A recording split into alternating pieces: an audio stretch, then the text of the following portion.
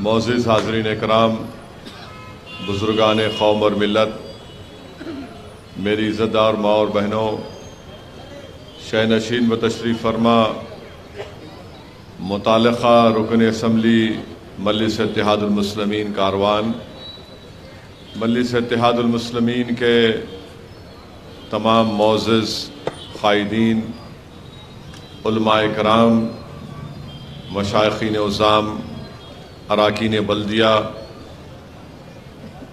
मेरे अज़ीज़ दोस्तों और बुज़ुर्गों, आप तमाम का बेहद शुक्रिया कि आपने अपना कीमती वक्त निकाल कर मजलिस इत्तेहादुल मुस्लिमीन के हल्क़ असम्बली कारवान में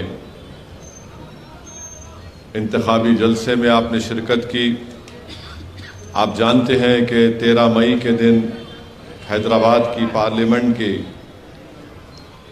इंतखाबात के रायदही का दिन है और अल्हम्दुलिल्लाह मजलिस इत्तेहादुल मुस्लिमीन ने मुझे ये एज़ाज़ बख्शा कि मैं 5वीं मरतबा हैदराबाद पार्लिमानी हल्क़े की आवाम की नुमाइंदगी करने के लिए आज मैं बहैसियत एक उम्मीदवार आपके दरमियान में खड़े होकर आपसे इस बात की अपील कर रहा हूँ कि आप 13 मई के दिन अपने एक एक वोट का इस्तेमाल करिए, पोलिंग परसेंटेज को बढ़ाइए और इस बात को जहन नशीन कर लीजिए कि मजलिस के हक़ में आप वोट सिर्फ इसीलिए नहीं देंगे कि मजलिस कामयाब हो जाए, बल्कि आप मजलिस इत्तेहादुल मुस्लिमीन को वोट इसलिए भी देंगे क्योंकि आप मजलिस इत्तेहादुल मुस्लिमीन पर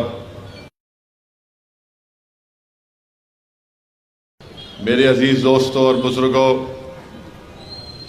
2004 में मरहूम क़ायद सालार मिल्लत ने मुझे पहली मरतबा हैदराबाद की पार्लियामेंट की सीट से इंतखाबात लड़ने का मौका इनायत फरमाया और अल्लाह का फजलो करम रहा, आप तमाम की दुआएं और साथ रहा कि 4 मरतबा पार्लिमानी हल्क़े की नुमाइंदगी करने का मुझे एज़ाज़ हासिल हुआ। इन 4 मरतबा 2004 से लेकर 2024 तक मजलिस इत्तेहादुल मुस्लिमीन और सरज़मीन हैदराबाद की आवाम को ये जानकर खुशी होगी कि 2 मरतबा मुझे भारत की पार्लियामेंट का बेहतरीन पार्लियामेंटेरियन का इनाम से मुझे नवाजा गया। 2022 का बेहतरीन पार्लियामेंटेरियन का अवार्ड मुझे दिया गया और फिर में संसद रत्न का अवार्ड मुझे दिया गया। ये इसलिए दिया गया क्योंकि अल्लाह ने आपके दिलों में मजलिस इत्तेहादुल मुस्लिमीन की मोहब्बत पैदा की और असदुद्दीन ओवैसी ने बहैसियत रुकने पार्लिमान हैदराबाद के मैंने हर अवामी मसले और मसाइल को उठाने की कोशिश की। हुकूमत चाहे डॉक्टर मनमोहन सिंह की रही होगी या फिर मौजूदा वज़ीर आज़म नरेंद्र मोदी की होगी, जिस किसी भी हुकूमत ने गलत क़ानून लेकर आया जो भारत के आइन के ख़िलाफ़ था, मजलिस ने उसकी मुखालिफत की। मुझे अच्छी तरह याद है कि डॉक्टर मनमोहन सिंह की हुकूमत में होम मिनिस्टर चिदम्बरम थे। उन्होंने अनलॉफुल एक्टिविटीज़ प्रिवेंशन एक्ट में तरमीम पैदा करने का बिल लेकर आए थे। 2000 वक्त होगा, मेरी तकरीर आज भी यूट्यूब पर और पार्लियामेंट के रिकॉर्ड्स में कोई जाकर चेक कर सकता है। उस वक्त हम यूपीए की तायीद कर रहे थे, मगर उस पूरी पार्लियामेंट में अगर कोई उस कानून की मुखालिफत में खड़े होकर तकरीर किया पूरे दलाइल के साथ, तो मजलिस इत्तेहादुल मुस्लिमीन का रुकने पार्लियामान था।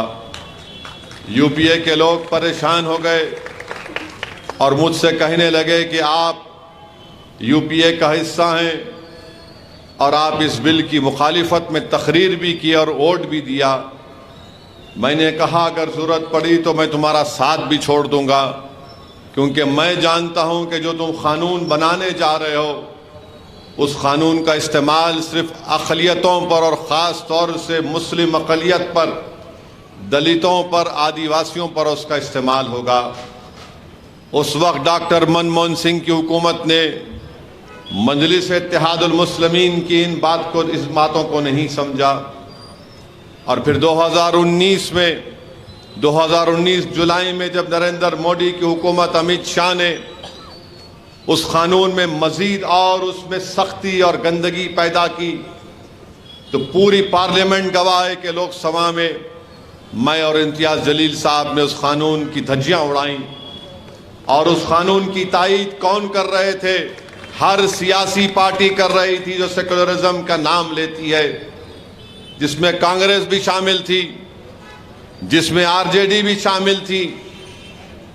राज्यसभा में मजलिस ने उसकी मुखालिफत की और आज आप देखते हैं कि उसी कानून के जरिए 4-4 साल, 5-5 साल मासूम नौजवान हो, प्रोफेसर हो, बल्कि भीमा कोरेगांव महाराष्ट्र के बड़े बड़े दानिश्वर पढ़े लिखे लोग 4-4, 5 साल जेल में सड़कर कभी बेल मिलती है सुप्रीम कोर्ट को जाकर। एक 85 साल का ईसाई उस जेल में मर गया, उस कानून में उसको बुक कर दिया गया था। मेरे भाई, ये मजलिस ने काम किया। CAA का कानून आया तो मैं मजलिस इत्तेहादुल मुस्लिमीन की तरफ से और इम्तियाज़ जलील ने, हमने पूरी पार्लियामेंट के सामने उस कानून की, हमारे मुल्क के आइन के उन तमाम कॉन्स्टिट्यूशन के आर्टिकल्स को सामने रखकर बताया कि यह कानून राइट टू इक्वालिटी के खिलाफ है। यह कानून मजहबी तौर पर बनाया जा रहा है, जो आइन इजाजत नहीं देता मजहब की बुनियाद पर। और मैंने ये पार्लियामेंट में खड़े होकर यह कहा कि भारत में हमने देखा कि कैसे गांधी ने इस मुल्क को अंग्रेजों से आजादी दिलाने में अहम रोल अदा किया। महात्मा गांधी जब उस वक्त वाइट साउथ अफ्रीका में थे तो वहां पर गांधी ने उस कानून को फाड़ा था, ये कहकर यह कानून नस्ली इम्तियाज पैदा करता है। तो मैंने नरेंद्र मोदी के 306 MPs के सामने यह कहा कि मैं भी इस कानून को फाड़ता हूं, क्योंकि यह कानून काला कानून है, हम इसको नहीं मानते। मेरे अजीज दोस्तों और बुजुर्गों, किसी में हिम्मत नहीं थी कि बीजेपी के 306 MPs के सामने आइन को सामने रखकर और 300 MPs के सामने इस कानून के बिल को फाड़ देना। ट्रिपल तलाक का तीन मरतबा बिल लोकसभा में पेश हुआ, मजलिस इत्तेहादुल मुस्लिमीन ने उसकी मुखालिफत की। और हमारी मुखालिफत करने का बुनियादी वजह यह थी कि ये राइट टू इक्वालिटी के खिलाफ है, ये मुस्लिम ख़वातीन के लिए और मसाइब और मुश्किलात का सबब बनेगा। और हमने दलाइल के साथ उन तमाम 3 वक्त भी मजलिस ने उस बिल की मुखालिफत की। लेकर आती है, अगर पार्लियामेंट में अगर बाज वक्त तो लोग मजाक उड़ाते थे मेरा और इम्तियाज जलील का कि क्या ओवैसी मुखालिफत करेगा, तो हमने मुखालिफत की। पूरा पार्लियामेंट एक तरफ वोट देता था, 500 MPs एक तरफ और 2 MPs मुखालिफत में अपने वोट देते थे। तो बीजेपी वाले हंसते थे कि देखो हम 500 हैं, तुम 2 हैं। तो मैं उठकर कहता था कि जब तारीख लिखी जाएगी, जब मौर्रख का कलम आजाद होगा, जब ना तुम होगे, ना मैं होगा, ना मोदी होंगे, ना ओवैसी होगा, तो भारत का मौर्रख लिखेगा कि 2 दीवाने सच्चाई को बयान कर रहे थे, वो देश को बचाने का काम कर रहे थे, भारत के आइन को बचाने का काम कर रहे थे। मेरे भाई, खवातीन को रिजर्वेशन दिया गया, खवातीन को रिजर्वेशन दिया गया तो कौन उठकर कहा कि इस रिजर्वेशन में भारत की 50% से ज्यादा आबादी बैकवर्ड क्लास पर मुश्तमिल है। हमने उनसे पूछा कि तुमने बैकवर्ड क्लास का रिजर्वेशन मंडल कमीशन में तो मिल रहा है, तालीम में और रोजगार में, तो क्यों नहीं खवातीन में उनको दिया जाता है? हमने सवाल किया कि जब तुम खवातीन के रिजर्वेशन की बात कर रहे हो तो बताओ, 17 या 18 पार्लियामेंट के इलेक्शन अब तक हुए, सिर्फ 20 या 22 मुस्लिम खवातीन जीत कर एमपी बनी, तो क्यों नहीं तुम मुस्लिम खवातीन का रिजर्वेशन देते? हम खवातीन की तुम जब बात कर रहे तो ओबीसी खवातीन की, मुस्लिम खवातीन को भी शामिल करो। मोदी बैठे हुए हैं, अमित शाह, तमाम पूरी पार्टियां मिलकर उस बिल की तायीद किए। 2 लोग आखिर वक्त तक उसकी जो मुखालिफत कर रहे थे तो वो मंजलिस इत्तेहादुल मुस्लिमीन के थे। क्यों कर रहे थे? क्योंकि हम चाहते थे कि हमारी खवातीन को भी मौका मिले पार्लियामेंट में आने का। रिजर्वेशन अगर होगा खवातीन का तो ओबीसी खवातीन कैसे उससे उनको नहीं शामिल किया जाएगा? जो भारत की आबादी के 50% से ज्यादा ओबीसी की पॉपुलेशन है, अदर बैकवर्ड कास्ट की। फिर मुस्लिम अक़लियत है, 17 करोड़ की आबादी, 15% है। हमने पूछा कि 50 और ये मिला लो 65% हो जाते हैं, तुम 65% के खवातीन को रिजर्वेशन कैसे नहीं दोगे? तो जब मैं अपने अमेंडमेंट्स को, तरमीमात को पेश कर रहा था पार्लियामेंट में, लोकसभा में, तो लोकसभा के स्पीकर ओम बिरला ने कहा कि असदुद्दीन ओवैसी तुम तरमीम को पेश करोगे? मैंने कहा स्पीकर साहब, मैं खड़े होकर अपनी तरमीमात को पेश करूंगा। तो स्पीकर ने कहा कि आपके साथ तायीद करने वाले कोई नहीं है। मैंने कहा स्पीकर साहब, मेरे साथ मेरा अल्लाह है, मैं अल्लाह के लिए कर रहा हूं, क्योंकि इंसाफ की तालीम हमको दी जाती है। और यही बात दुनिया ने देखी और बाद में कई ओबीसी ऑर्गेनाइजेशन के जिम्मेदारों ने मुझसे राब्ता पैदा किया और कहा कि असदुद्दीन ओवैसी अगर पूरी पार्लियामेंट में कोई बैकवर्ड क्लास के खवातीन की रिजर्वेशन की बात किया तो आप और इम्तियाज जलील ने किया, हम आपका शुक्रिया अदा करते हैं। मेरे अजीज दोस्तों और बुजुर्गों, मजलिस खवातीन के खिलाफ ना थी ना कभी रहेगी। हम भी खवातीन को उनका हक दिलाना चाहते हैं। ये आज बीजेपी आरएसएस वाले कहते हैं कि मजलिस मुस्लिम खवातीन को सामने नहीं लाना चाहती। अरे दीवानों, हमारे पास हमारी बहनें, हमारी बेटियां अराकीन बल्दियां हैं। बल्कि 2004 में सिकंदराबाद से भी मजलिस ने एक उम्मीदवार को खड़ा किया था। अल्लाह उनकी मग़फ़िरत करे, आज उस दुनिया में नहीं है। मगर हम ये पूछना चाहते हैं, जो ये बीजेपी आरएसएस वाले जो बड़ा मोहब्बत का इजहार करते हैं ट्रिपल तलाक का नाम लेकर, बताओ वो जो बच्ची की अस्मत रेजी की गई थी जिसका नाम बिल्किस बानो था, मोदी चीफ मिनिस्टर थे गुजरात के, हामिला थी बिल्किस बानो। उसके साथ उसकी 2 साल 3 साल की बेटी थी, मां थी, खाला थी। बिल्किस बानो का रेप हुआ, उसकी मां का रेप हुआ, उसकी खाला का रेप हुआ। एक हामिला मां के सामने उसकी 3 साल की बेटी के सर को पत्थर पर मारकर उसको शहीद कर दिया गया और उसका मुकदमा महाराष्ट्र में चला। तो नरेंद्र मोदी की हुकूमत ने उन तमाम खातिलीन को उनको रिमिशन पे छोड़ दिया। बताओ बीजेपी आरएसएस वालों, अगर उसका नाम बिल्किस बानो नहीं होता, कोई और होता, तो क्या तुम उसको छोड़ते? बताओ, ये जवाब दो।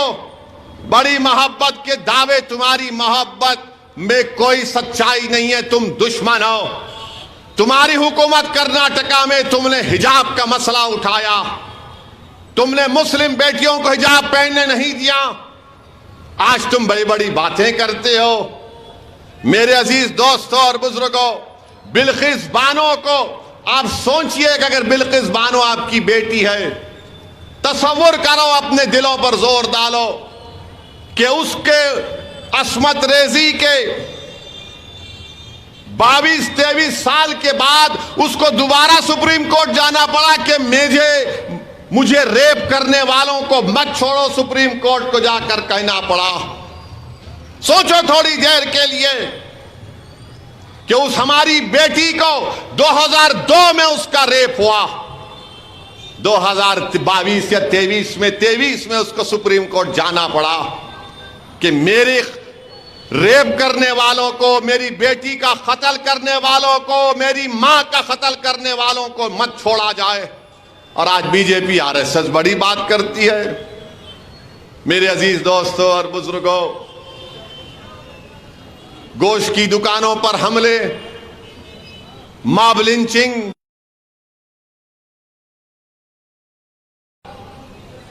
CAA का कानून और फिर CAA का NPR NRC से जोड़कर देखना पड़ेगा। जिस दिन NPR NRC लागू होगा, मेरी बात जहन नशीन कर लो आप, मैं जज्बात में लाने के लिए नहीं कह रहा हूं। नरेंद्र मोदी की हुकूमत NPR NRC कराना चाहती है। अमित शाह मेरा नाम लेकर लोकसभा में बोले, असदुद्दीन ओवैसी NPR NRC तो होकर रहेगा। और NPR NRC क्या है? अगर जब NPR बनेगा, कौसर मोहिउद्दीन का नाम लिखा जाएगा या लायक अली का नाम लिखा जाएगा, और इनसे कहा कोई भी जाकर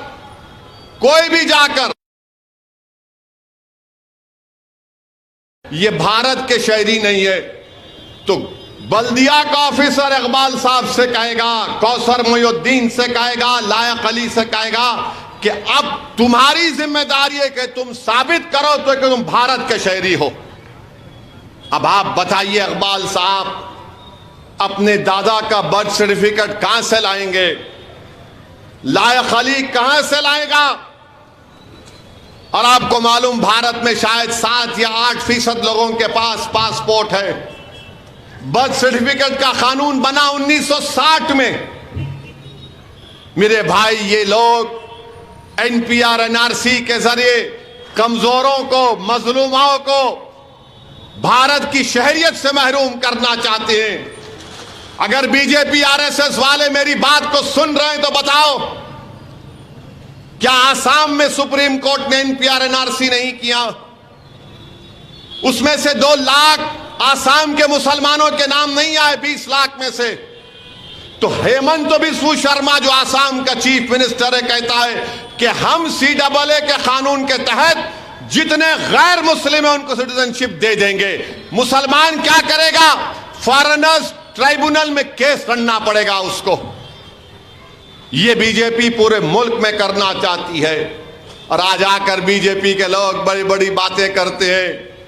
मुझे कहना पड़ेगा इन RSS वालों को, मरहूम कायद सालारे मिल्लत की तकरीर में कहते थे इस तरह के लोगों के बारे में कि मां से बढ़ के चाही पापा कुटनी कहलाई। याद होगा मंजलिस के जिम्मेदारों को कि मां से बढ़ के चाही पापा कुटनी कहलाई। आपको और एक मिसाल दे रहा हूं, कारवान इस जगह पर हमारा जलसा हो रहा है हकीम पेट में। ख्वाजा अजमेरी के आस्थाने पर बम ब्लास्ट हुआ। यही हकीम पेट का एक शख्स था जो ख्वाजा अजमेरी के आस्थाने में रमजान का महीना था, वहां रहता था, अकीदतमंद था, ख्वाजा हिंदल वली का। बम ब्लास्ट हुआ, शहीद हो गया। 2 RSS के वर्करों को कोर्ट ने सजा दी, 2 को। उसमें कई लोगों के नाम थे, वो नहीं मिले, 2 को सजा हुई। तो नरेंद्र मोदी की हुकूमत ने उनको पेरोल पे छोड़ दिया। अब वो गुजरात में है, और जब वो गुजरात में अपने गांव को गए तो 10,000 लोग उनका इस्तकबाल करने के लिए खड़े हुए थे। आप बोलेंगे कहां पर तलाश करेंगे ये न्यूज, बताओ असदुद्दीन ओवैसी। हजरत गूगल पर जाकर इंडियन एक्सप्रेस की रिपोर्ट देख लो। ये इन्होंने काम किया है और बोलते दहशतगर्दी को हम बर्दाश्त नहीं करेंगे। अरे तुमने दहशतगर्दों को छोड़ा, तुमने बच्चियों के कातिल को रस्मत रेजी करने वालों को छोड़ा, तुमने हकीम पेट के मारने वाले उन जालिमों को तुमने छोड़ा, और आज तुम दहशतगर्दी से हम कोई कॉम्प्रोमाइज नहीं करेंगे। मक्का मस्जिद का बम ब्लास्ट हुआ, अपील नहीं करते, जिसमें 8 या 10 लोग मारे गए। एक मासूम बच्चा जो 20 पारों का हाफिज कुरान था, उसका आधा सर उड़ गया था, खिलवत का रहने वाला। आप अपील नहीं किए। क्यों अपील नहीं किए? क्योंकि उसमें बड़े बड़े लोगों का नाम आया। ट्रेन ब्लास्ट, समझौता ट्रेन ब्लास्ट में एक बड़े आदमी का नाम आया, आरएसएस के, जो आजकल वो उनका एक मुस्लिम राष्ट्रीय मंच के बड़े उन सरपरस्त बने बैठे। अरे तुम्हारा नाम आया था समझौता ब्लास्ट में, समझे? मोदी ने अपील नहीं की। क्यों? तुम्हारे बाप थे, तुम्हारे दोस्त थे। इंसाफ नहीं मिलना चाहिए समझौता ब्लास्ट में मरने वालों को, ख्वाजा अजमेरी के आस्थाने में मरने वाले को, मक्का मस्जिद में बम ब्लास्ट हुआ, तुमने अपील नहीं की। मेरे अजीज दोस्तों और बुजुर्गों, बीजेपी 10 साल में भारत के नौजवानों का मुखद्दर बेरोजगारी बना के रख दी। कोई नौकरी नहीं है। अब बोल रहे हम 12-13 लाख नौकरी देंगे। कहां देंगे? कहां से लाके देंगे आप? एक उनका एक आजमगढ़ का एमपी है, मीडिया ने पूछा कि रोजगार नहीं है सांसद जी, तो उन्होंने बोले देखो गलती मोदी और योगी की नहीं है, गलती आप लोगों की है। तो मीडिया ने पूछा कैसे?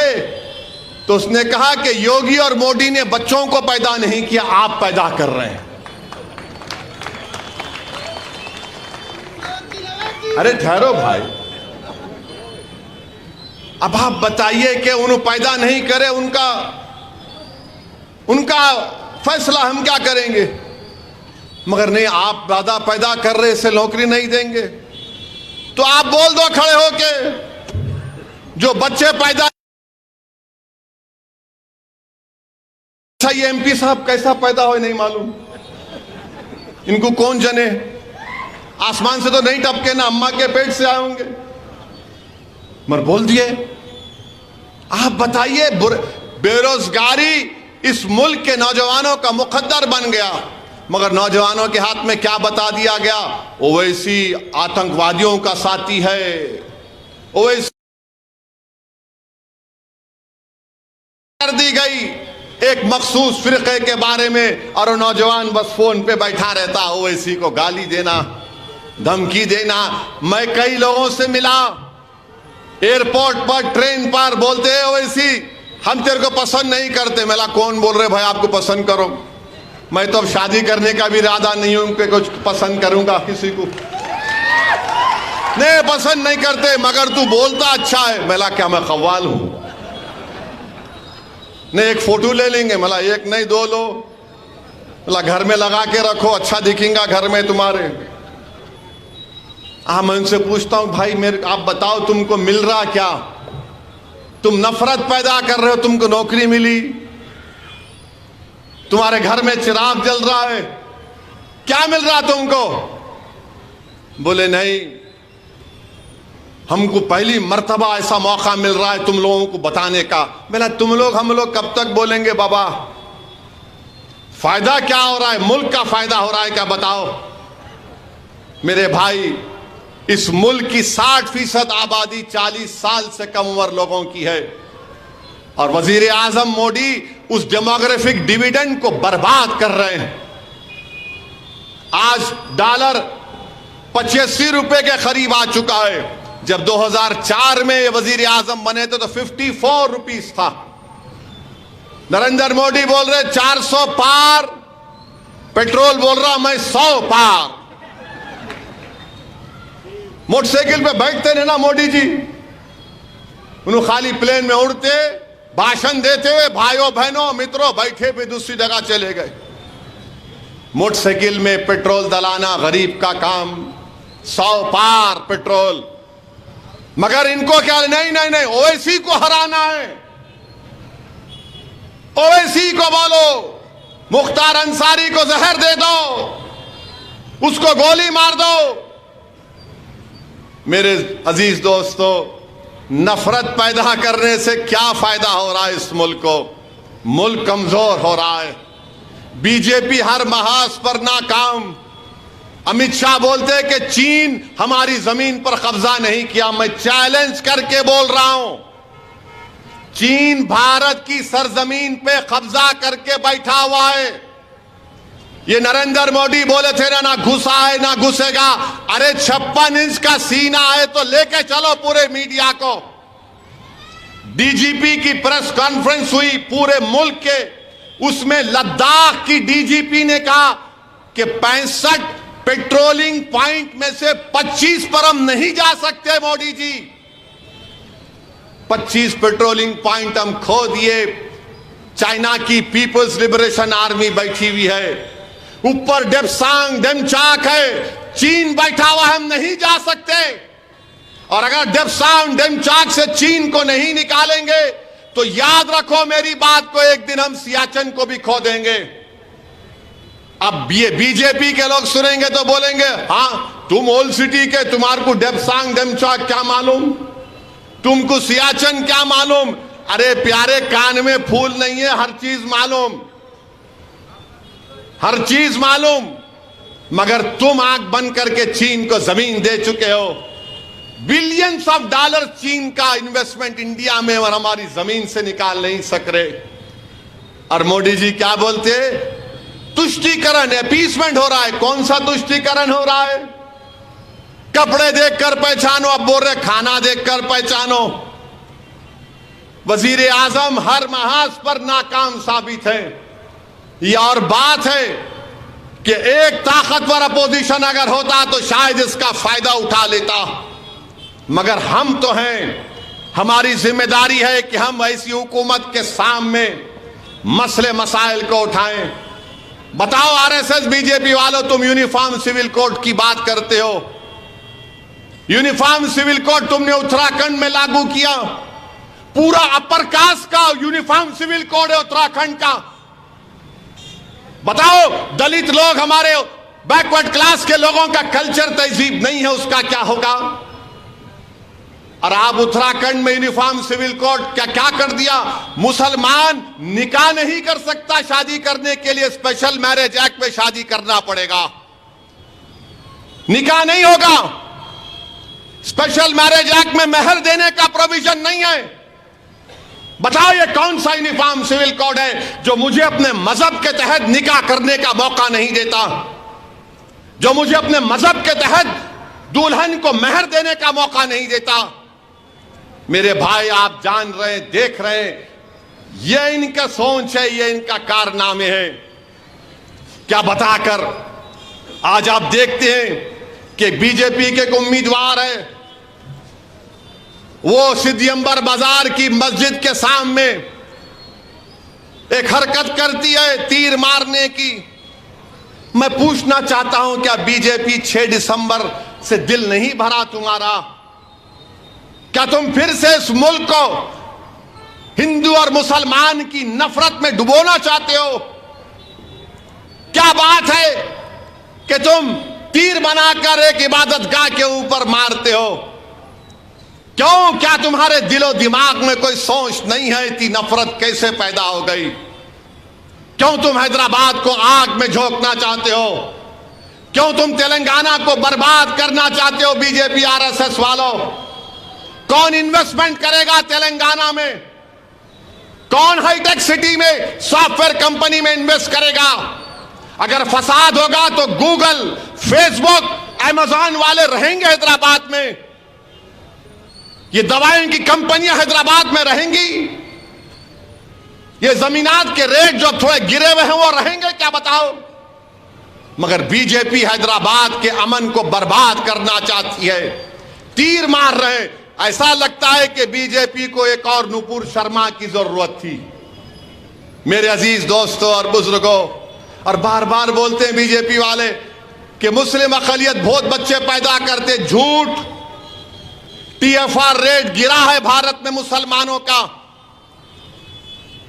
फर्टिलिटी रेट गिरा है, मगर ये लोग बोले जाते अरे इतने बच्चे कहीं क्यों पैदा कर रहे हैं। बताओ, डेटा बताओ, मैं तैयार हूं बहस करने के लिए। टीएफआर रेट गिरा है, मगर नफरत पैदा करना, अगर किसी को नौकरी नहीं मिल रही तो बोलना मुल्ला जी बहुत बच्चे पैदा कर लिए। मेरे अजीज दोस्तों और बुजुर्गों, ऐसे माहौल में जरूरी है कि हम मुत्तहिदा तौर पर अपने के कोर्ट का इस्तेमाल करें। लोग आएंगे हमारे इत्तेहाद को कमजोर करने के लिए, लोग आएंगे हमारे वोट को छीनने के लिए, मगर 13 मई को तारीख लिखी जाएगी। 13 मई को तारीख लिखी जाएगी इंशाअल्लाह ताला, और तारीख यह लिखी जाएगी कि कौन सच्चाई के साथ था और कौन झूठ के साथ था। 13 मई को तारीख लिखी जाएगी कि कौन हैदराबाद को हैदराबाद के नाम से रखना चाहता था और कौन हैदराबाद के नाम को तब्दील करना चाहता था। 13 मई को तारीख लिखी जाएगी कि कौन अमन चाहता था और कौन फसाद चाहता था। 13 मई को तारीख लिखी जाएगी कि कौन हिंदू मुस्लिम दलित बैकवर्ड क्लास के इत्तेहाद को मजबूत करना चाहता था और कौन उसको चूर चूर करना चाहता था। हैदराबाद तरक्की की राह पर है, कमजोरियां जरूर हैं, मगर याद रखिए अगर 1990 का हैदराबाद बनेगा तो फिर किसके पास क्या बचेगा। ये बीजेपी आरएसएस 1990 के दहे में तेलंगाना को लेकर जाना चाहती है। इसीलिए मेरी आप तमाम से अपील है कि मुत्तहिदा तौर पर अपने वोट का इस्तेमाल करिए। मैं हमारे दलित भाइयों से और उन तमाम लोगों से कहना चाहूंगा जो अंबेडकर को मानते हैं, बाबा साहेब अंबेडकर को, याद रखो मेरी इस बात को, लिख के रख लो। नरेंद्र मोदी संविधान में, आईन में, कॉन्स्टिट्यूशन में तब्दीली पैदा करेगा। ये जो आरएसएस के अपर कास्ट के लोग हैं वो कभी भी नहीं कबूल किए आईन को, क्योंकि उनको ये बात हजम नहीं हुई कि ये अंबेडकर जो अब तक जितने हिंदुस्तान में सियासतदान आए, अंबेडकर सबसे ज्यादा पढ़ा लिखा और काबिल था। अंबेडकर ने आईन को बनाया, तो बीजेपी इस आईन को तब्दील करना चाहती है। अगर आईन तब्दील होगा तो याद रखो रिजर्वेशन चला जाएगा। आईन तब्दील होगा तो अक़लियतों को आर्टिकल 29 और 30 का जो प्रोविजन है वो खत्म हो जाएगा। ये इनकी सोच में शामिल है। इनकी किताबें उठाकर पढ़ो, चाहे गोलवालकर की किताब हो, चाहे पंडित दीनदयाल उपाध्याय की किताब हो, इनके तमाम सर संचालक की तकारीर उठाकर पढ़ो जो बरसों से देते आ रहे हैं। ये बोलते खामोशी से बोलते हैं और करते हैं बराबर। इसीलिए हम आपको अपील कर रहे हैं कि जो बीजेपी के खिलाफ 1 साल 2 साल नहीं, जिस जमात अपने 65 साल का सफर मुकम्मल कर चुकी है और 65 साल से मजलिस ने फिरका परस्त ताकतों का मुकाबला किया, तो संविधान को बचाने के लिए, आईन को बचाने के लिए और एक तारीख को बनाने के लिए 13 मई के दिन आप लोग अपना एक एक वोट मजलिस इत्तेहादुल मुस्लिमीन के हक में इस्तेमाल करिए। बहुत से लोग बहुत सी बातें कर रहे हैं वोटर लिस्ट के बारे में। इंशाअल्लाह ताला 2-3 दिन के बाद वोटर लिस्ट के बारे में जो लोग बोल रहे हैं उनको एक्सपोज करूंगा मैं इंशाअल्लाह। ये जो लोग जो आकर बड़ी बड़ी बातें करते हैं, मैं इनके बारे में आपको बताऊंगा, इनका चट्टा बट्टा खोलूंगा, इनकी तमाम साजिशों को अवाम के दरमियान में बेनकाब करूंगा। बार बार बोलते हैं, अरे कोविड में तुम नजर नहीं आए। तुम आज हम पर आकर कह रहे हो जो मजलिस कोविड के जमाने में काम कर रही थी, ना कोई बीजेपी आरएसएस वाला नजर आ रहा था। बहरहाल मेरे अजीज दोस्तों और बुजुर्गों, मजलिस इत्तेहादुल मुस्लिमीन आपकी एक ताकत है, आपकी आवाज है। हिंदुस्तान की पार्लियामेंट में, भारत की पार्लियामेंट में आपको अपनी आवाज को पहुंचाना है। असदुद्दीन ओवैसी को नहीं, आपको अपनी आवाज को पहुंचाना है। आपको अपने सियासी शऊर को कामयाब करना है, आपको अपने इत्तेहाद को कामयाब करना है।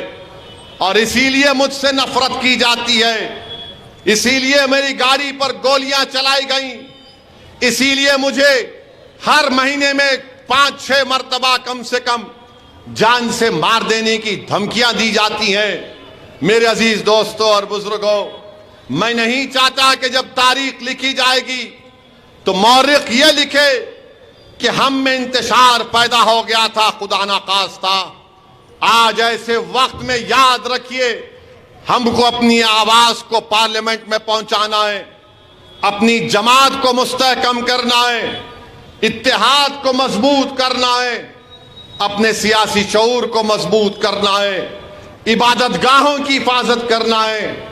इसीलिए मेरी आप तमाम से अपील है कि 13 मई के दिन सुबह के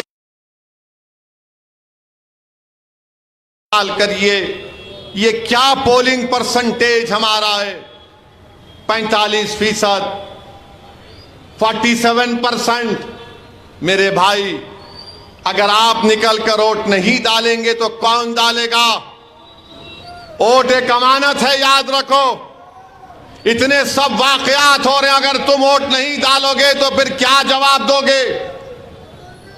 जब घरों को तोड़ा जा रहा है, क्या तुमको नजर नहीं आ रहा कि कोई इशारे से तीर मारने की बात कर रहा है?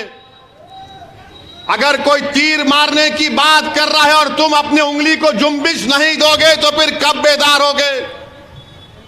कोई तीर मारने की बात कर रहा है, इशारा दे रहा है, और तुम अपनी उंगली को दबा नहीं सकते उस बटन पर जाकर। उठो मेरे भाई, जाओ पोलिंग बूथ को, जिसका नाम है पोलिंग बूथ को जाइए, जमानत जब्त करवाइए बीजेपी की इंशाअल्लाह ताला।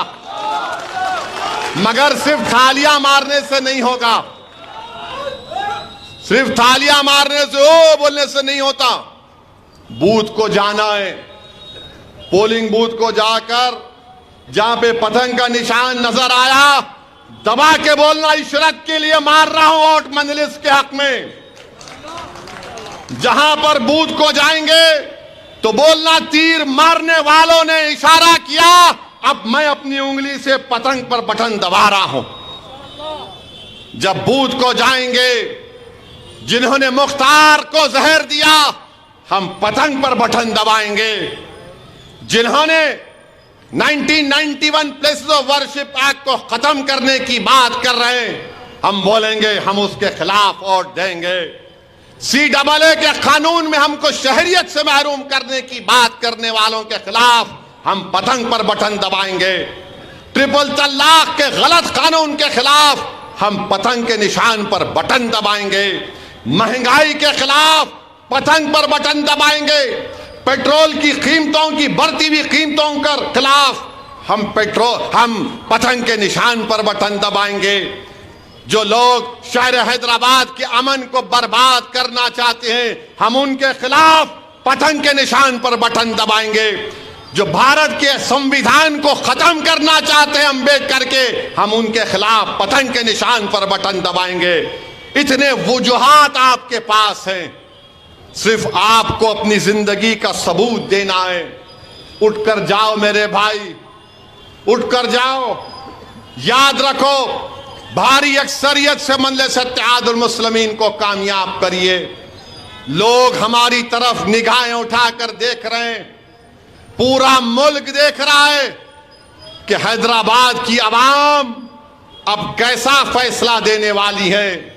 मैं आपसे अपील कर रहा हूं कि हमको अपने के वोट का इस्तेमाल करेंगे, तो यकीनन एक बेहतरीन पैगाम जाएगा। हैदराबाद में पतंग और तेलंगाना में बीजेपी का सफाया होना चाहिए इंशाअल्लाह ताला। क्या आप ये काम करेंगे? हैदराबाद में पतंग और तेलंगाना में बीजेपी का सफाया इंशाअल्लाह ताला। मैं खुलकर कह रहा हूं, असेंबली के इलेक्शन में एक अलग फैसला लिया गया था, मगर यह पार्लियामेंट का इलेक्शन है। बीजेपी को हराना है। तमाम जो लोग इस मुल्क से मोहब्बत करते हैं, मैं उनसे अपील कर रहा हूं कि हैदराबाद हो, महाराष्ट्र हो, या फिर किशनगंज हो या औरंगाबाद हो, मजलिस इत्तेहादुल मुस्लिमीन के उम्मीदवार जहां भी खड़े होंगे, आप उनके हक में अपने वोट का इस्तेमाल करिए, अपने सियासी शऊर का सबूत दीजिए। मुझे इजाजत दीजिए, मुझे या खुदपुरे में एक और जलसे में जाना है। मैं आपसे इजाजत चाहता हूं।